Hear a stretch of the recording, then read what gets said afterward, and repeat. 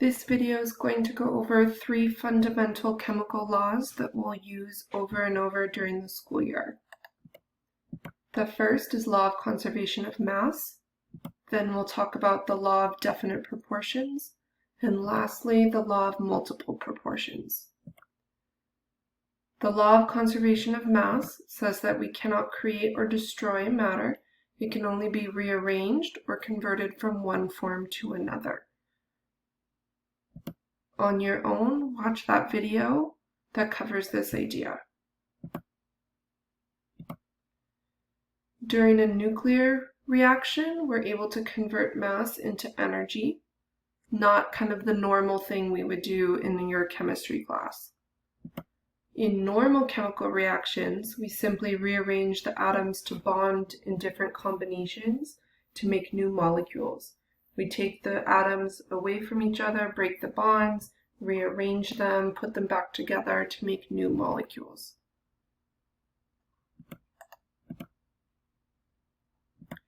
Here's an example of a problem that you might see regarding law of conservation of mass. This problem says if heating 10 grams of calcium carbonate produces 4.4 grams of carbon dioxide and 5.6 grams of calcium oxide, show that these observations are in agreement with the law of conservation of mass. So what we really want to show is that if we start with 10 grams of substance, by the time we're finished, it may be rearranged into different places, but we're still going to have the 10 grams.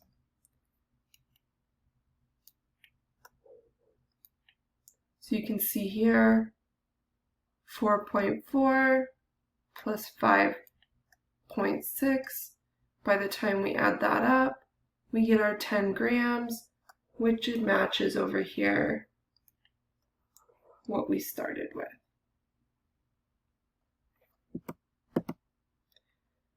This time we're going to represent the same concept, but we're going to use little circles to represent the atoms that are in the reaction.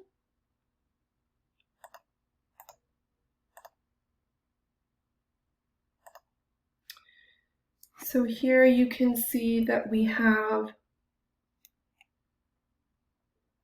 4 hydrogens all together, and over here I have 1, 2, 3, 4 hydrogens.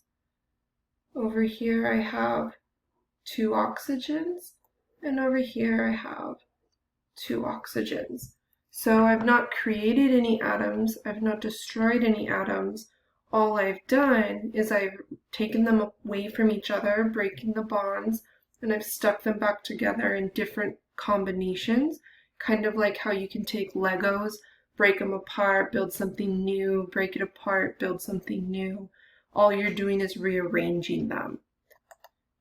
So I have 4 on each side, I have 2 oxygens on each side, I've conserved the matter.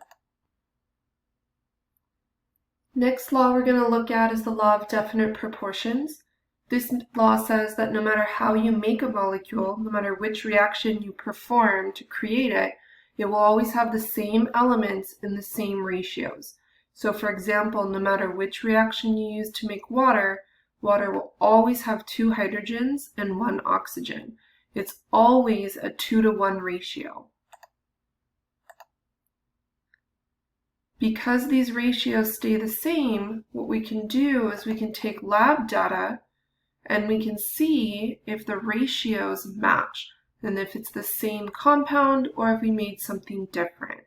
So the goal here of this problem is to show that each sample has the same ratios.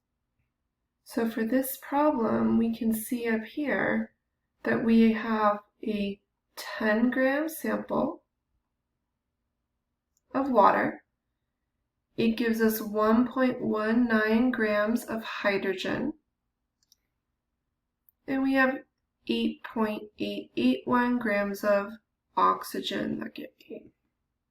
Then we have a second sample that's 27 grams of water. It makes 3.021 grams of hydrogen and 23.979 grams of oxygen. So what we want to see is if in sample 1 the ratio of hydrogen to oxygen matches the ratios that we have in the second sample. So sample 1, we have hydrogen gas over the total sample amount. When we want to turn things into a percentage, we multiply by 100. We find out that the sample number 1 has 11.19% hydrogen. Repeat the same thing with oxygen. How much oxygen did you have over the total sample size? Multiply your answer by 100 so it's in percentage form, and we find out that that sample number 1 was 88.81% oxygen.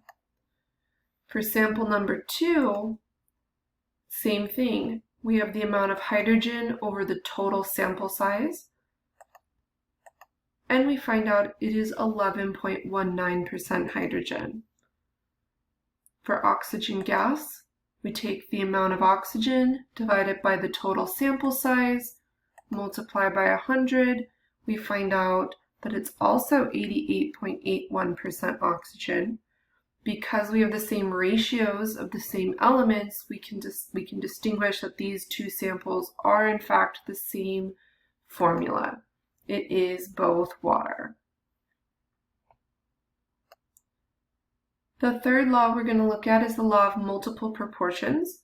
This one says that we can take the same elements and put them together in different combinations to make completely different chemicals.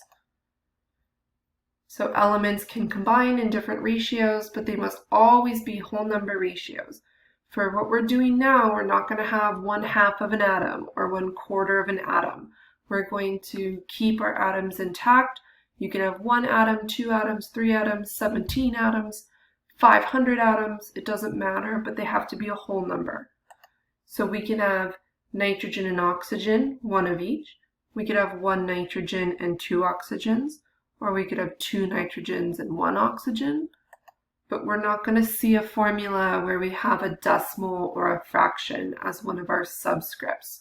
We're not going to see NO 1.5, for example. Sometimes these problems are going to ask you to look at various combinations of formulas and see which ones show the concept of law of multiple proportions. So if I give you a bunch of different combinations, what you want to be able to do is see which ones have the same elements in both formulas, but just different quantities of each element. So for part A, carbon, hydrogen compared to carbon and oxygen. Well, those are not the same elements.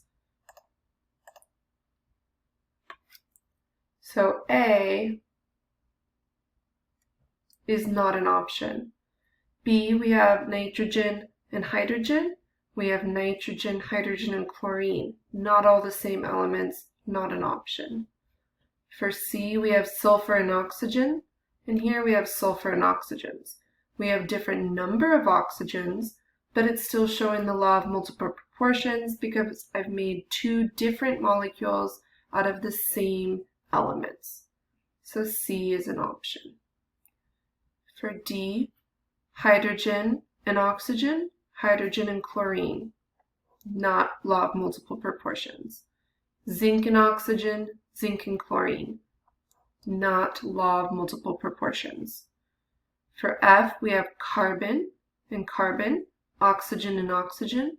We have different quantities of the oxygen, but we still have the same types of elements in each. We've just made 2 different molecules. We have carbon monoxide and carbon dioxide. So F is an option. Yep, you can see that we got it correct. On your own, please watch this video. This is one of those crash course videos on YouTube that goes over the history and explains a little bit more about these 3 fundamental laws.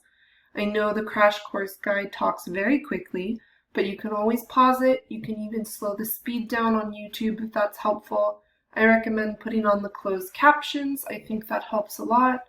And you can always rewind and watch again. Thanks for watching, and I hope this video was helpful. Bye!